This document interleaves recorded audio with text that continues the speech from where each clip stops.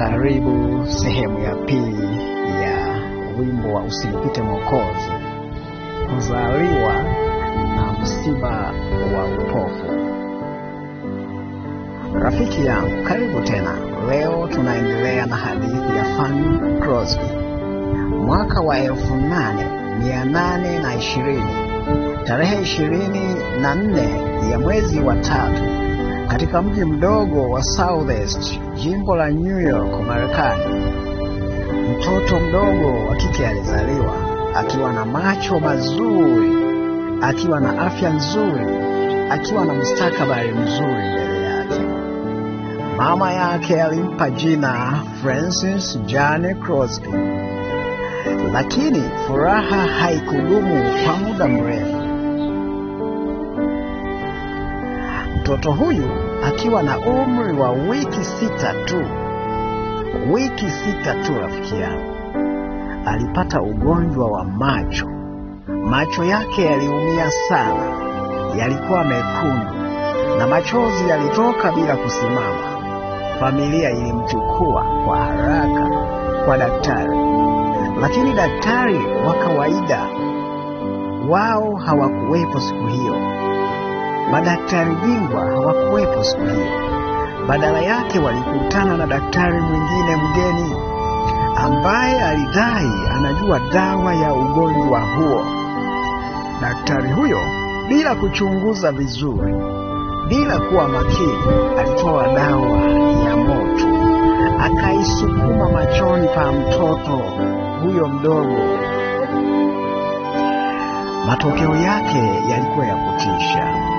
Badala ya kupona, macho ya Fanny yalizidi kuumia, na ndani ya siku chache giza lilishuka, giza ambalo halikuondoka tena milele. Fanny Crosby akiwa na umri wa wiki 6 tu alipofuka milele. Fikiria rafiki yangu, wiki 6 tu za kuona ulimwengu, kisha giza kwa miaka 94 yote iliyobaki ya maisha yake.